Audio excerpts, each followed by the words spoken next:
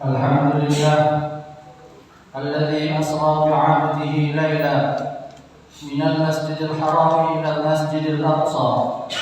الحمد لله نحمده ونستعينه ونستغفره ونعوذ بالله من شرور أنفسنا ومن سيئات أعمالنا. من يهده الله فلا مضل له ومن يضلل فلا هادي له. أشهد أن لا إله إلا الله وحده لا شريك له وأشهد أن محمدا عبده ورسوله. اللهم صل وسلم وبارك على سيدنا محمد وعلى آله وصحبه ومن تبعهم بإحسان إلى يوم الدين. أما بعد فيا أيها الناس أوصيكم ونفسي بتقوى الله فقد فاز المتقون. قال الله تعالى في كتابه الكريم: يا أيها الذين آمنوا اتقوا الله حق تقاته ولا تموتن إلا وأنتم مسلمون. Ma'asyiral muslimin jamaah Jumat rahimakumullah. Marilah kita meneguhkan kembali ketakwaan kita kepada Allah Subhanahu wa taala. Ketakwaan bukan hanya terucap di lisan, tetapi harus hadir dalam ketaatan, tampak dalam akhlak, dan nyata dalam gerak hidup sehari-hari. Dengan takwa hati akan lebih tenang, langkah hidup lebih terarah, dan pertolongan Allah lebih dekat dalam setiap keadaan. Jemaah rahimakumullah. Bulan ini, pasnya hari ini adalah bulan Rajab, salah satu bulan mulia dalam Islam. Pada bulan inilah umat Islam mengingat sebuah peristiwa besar yang terjadi pada masa Rasulullah SAW, yaitu Isra Mi'raj.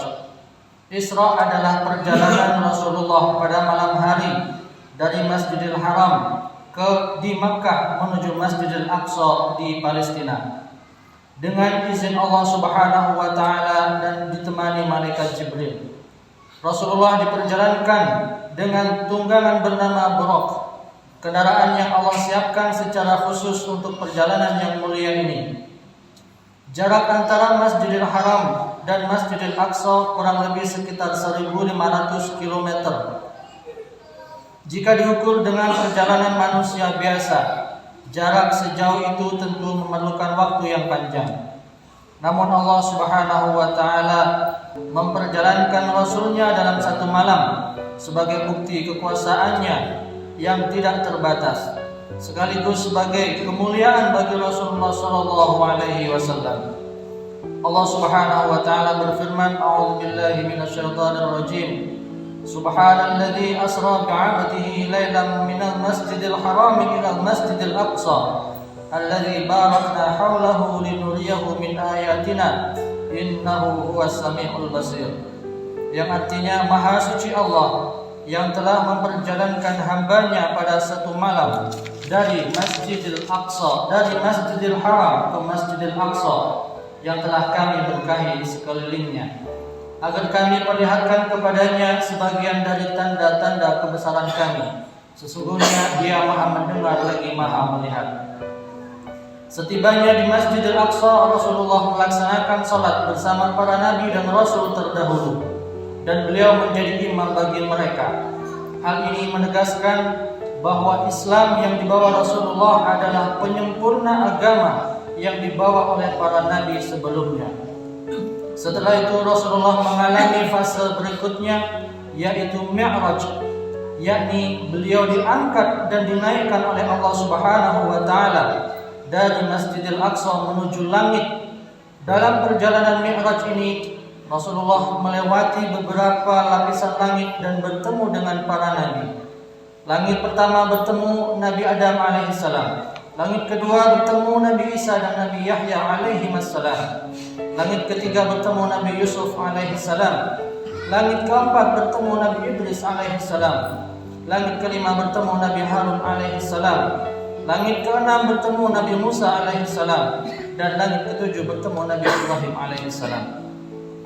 Setiap nabi menyambut Rasulullah dengan penghormatan dan doa kebaikan, seolah mereka menguatkan beliau bahwa jalan dakwah memang berat, namun itulah jalan mulia yang diwarisi oleh para nabi.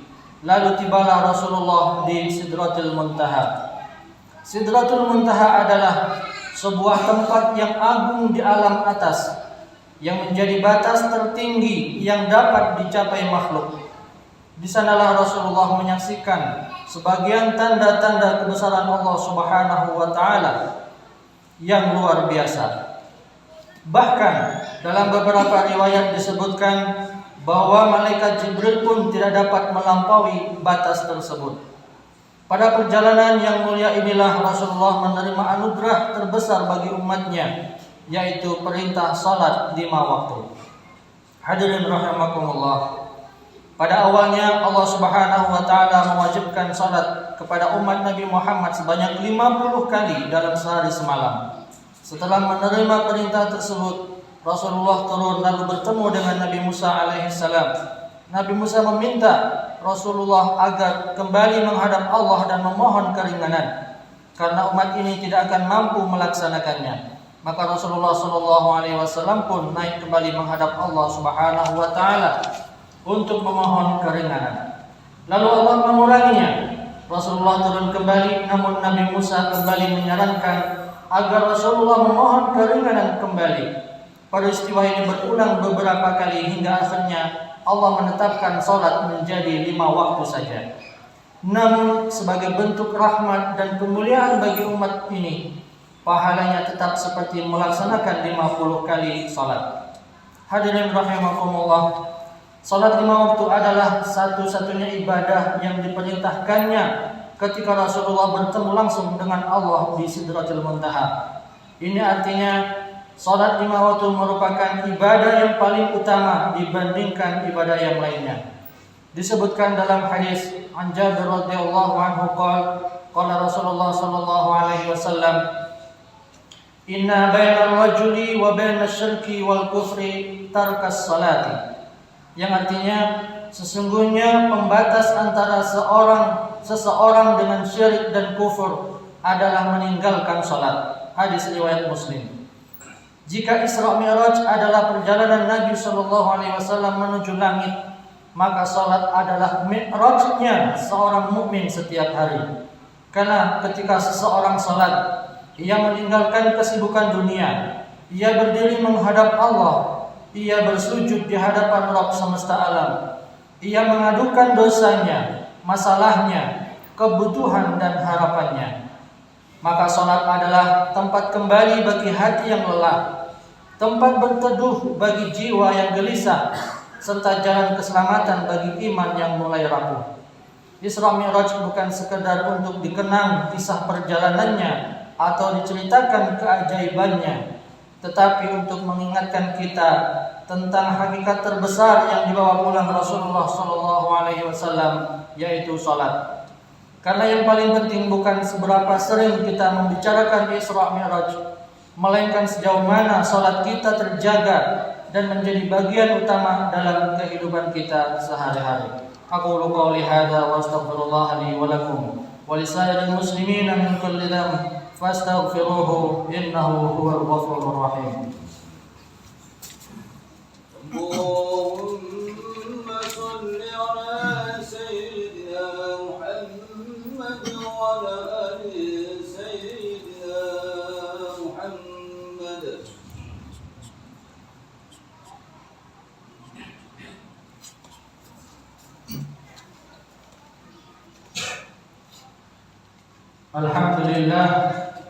Alhamdulillah hamdan katsiran kama amara.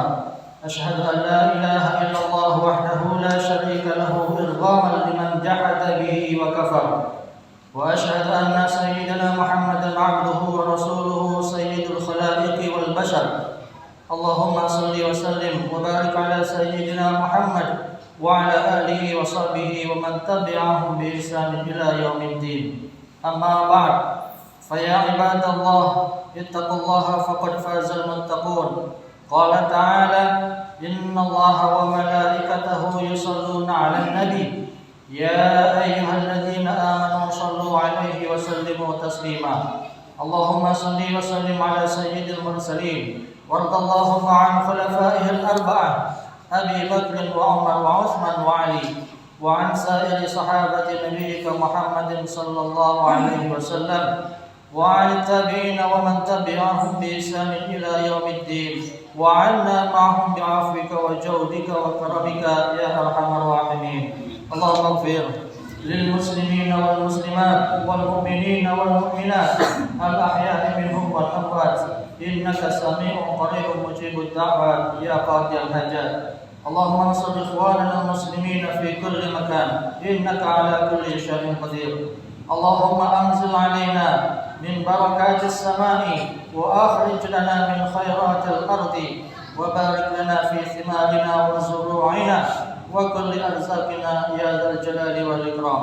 ربنا آتنا في الدنيا حسنة وفي الآخرة حسنة وقنا عذاب النار والحمد لله رب العالمين.